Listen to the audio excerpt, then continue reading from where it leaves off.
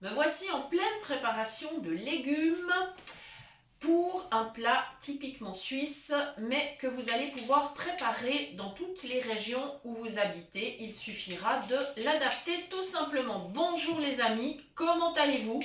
Chez nous tout va bien, nous sommes en vacances pour quelques jours, un petit séjour express. Eh bien oui, on profite avant l'hiver, bien évidemment, parce que comme chacun le sait, en hiver c'est beaucoup plus difficile de se déplacer.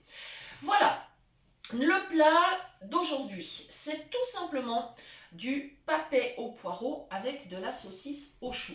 Alors, je vous ai donc expliqué que cette recette, vous pourrez l'adapter où que vous habitiez. Effectivement, la saucisse au chou est une spécialité suisse, typiquement même vaudoise. C'est une saucisse bien évidemment à base de viande, mais dans laquelle on incorpore effectivement des choux. Voilà, ce sont des saucisses qui se présentent en boucle, on dirait un peu un fer à cheval au niveau de la forme. Et on va les cuire tout simplement dans de l'eau frémissante. Il ne faut pas les faire bouillir, il faut juste les piquer un tout petit peu avant d'ailleurs de les mettre dans l'eau. Il faut laisser l'eau frémissante pendant environ 20-25 minutes afin qu'elles n'éclatent pas. Voilà, pas les cuire trop fort. Et on va les accompagner précisément d'un papet au poireau. Alors, le papet au poireau, eh bien, c'est très facile, mais il y a quand même quelques astuces et quelques étapes à respecter. Donc, je suis en train de préparer du poireau et comme on nous demande souvent des astuces pour préparer les légumes, eh bien, je vais vous expliquer. Donc, c'est un poireau frais, bien évidemment. Il est entier, hein, c'est pas du poireau vinaigrette qui a déjà été coupé et mis sous vide. Voilà. Alors, le plus simple, c'est avec le couteau de commencer à couper le fond, c'est-à-dire là où il a été coupé dans la terre. Voilà. Donc, première chose. Ensuite, il y aura une ou deux petites feuilles de tourre à enlever. Évidemment, là, la saison commence, donc ils sont bien frais, ils sont de belle qualité, il y aura extrêmement peu de déchets. Et comme je vous explique toujours, il vaut mieux consommer les fruits et les légumes de saison, parce que sinon, ça n'a pas vraiment de sens.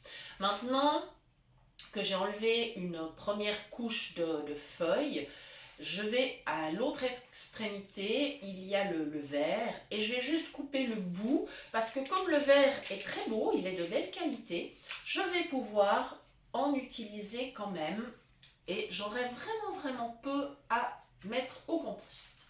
Voilà. Alors maintenant avec le couteau, alors si vous voulez prendre une planche, vous prenez une planche, évidemment, il n'y a pas de problème. Moi je le fais comme ça en tenant le poireau dans la main. Je me mets au-dessus d'une passoire parce qu'après il faudra bien laver. Par contre le poireau il a souvent de la terre. Il faut vraiment bien le rincer. C'est très important. C'est pas agréable d'avoir des petits bouts de terre dans les dents. Voilà. Et là je coupe. Voilà le verre. Je fais on va dire des tranches. Voilà. Alors, pas trop épaisse, voilà, parce que j'ai quand même envie d'avoir un légume qui soit suffisamment fin. Et voilà, je vais faire ainsi avec tous mes poireaux. Et ensuite, maintenant je vais vous expliquer la suite de la recette, parce que n'étant pas dans ma cuisine, je ne maîtrise pas tout au niveau de la cuisinière et des accessoires de cuisine. Voilà, mais je vais vous expliquer la recette. Alors, je vais donc continuer à couper mes poireaux. Quand j'en aurai fini, je préparerai quelques pommes de terre que j'éplucherai et que je couperai finement. Et ensuite, je vais évidemment alors tout bien passer à l'eau pour éliminer tout ce qui pourrait subsister de terre et autres. Et ensuite, on passera à la cuisson. On mettra tout ça dans une casserole avec un peu d'eau, pas trop, mais suffisamment quand même pour que ça cuise bien. On pourra mettre un peu de sel. N'exagérez pas avec le sel parce que la saucisse est quand même passablement salée. C'est pas la peine d'en mettre trop dans le légume, mais vous faites selon vos goûts. Voilà. Ensuite, on va évidemment commencer à faire chauffer. Et puis, on va couvrir et on va remuer assez régulièrement quand même Et il va falloir le faire suffisamment longtemps. Alors après, on baissera le feu, hein, on va mettre sur feu moyen.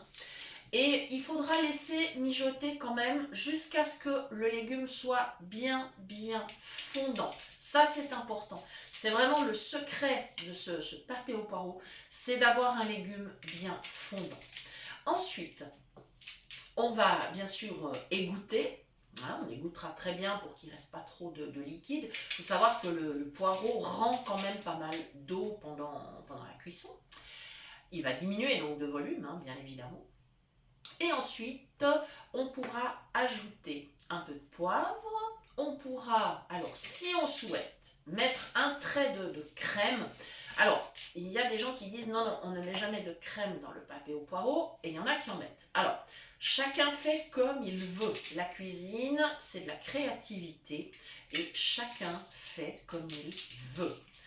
Et par contre, le secret, l'ultime secret du papé au poireau, c'est d'ajouter tout à la fin un tout petit peu de vinaigre. Je vous conseille soit un vinaigre de vin blanc ou un vinaigre de cidre, mais vraiment un soupçon, on va dire l'équivalent d'une cuillère à soupe, hein, pas plus, voilà. Et ça, c'est vraiment le secret pour avoir cette petite acidité qui va compenser, on va dire, le côté un peu gras de la saucisse. Et là, on pourra ensuite le servir. On posera le papé au poireau au fond de l'assiette, on ajoutera la boucle de saucisse par-dessus. Ça fera une jolie présentation. Et c'est vraiment quelque chose qui est très bon. C'est un bon plat pour les journées froides de l'automne et de l'hiver. Et là, aujourd'hui, c'est pluvieux, donc ça convient, mais on ne peut mieux. Voilà. Ensuite, je vous expliquais donc que vous pouvez, quelle que soit la région où vous habitez, vous pouvez adapter cette recette. C'est-à-dire, là où vous ne trouverez pas de saucisse au chou, vous trouverez certainement dans votre région une variété de saucisses typiquement de chez vous. Et vous pourrez donc adapter cette recette. Par exemple, je sais qu'il y a des saucisses fumées en Haute-Savoie, mais on s'en sert de temps en temps pour faire d'autres recettes. Il y a les saucisses de Morteau, bien évidemment. Enfin voilà, quelle que soit votre région, il y a un moyen d'adapter la recette. Voilà. Donc, moi je suis toujours en train de préparer mon légume. Voilà. Donc, vous voyez, finalement, c'est assez facile. Et puis vraiment, c'est un plat, on va dire, bien réconfortant. Voilà, donc j'espère avoir dit l'essentiel sur cette recette. Si vous avez des questions, des commentaires, n'hésitez pas. Mettez-les nous sous la vidéo ou alors sur notre page Facebook. Il n'y a pas de problème.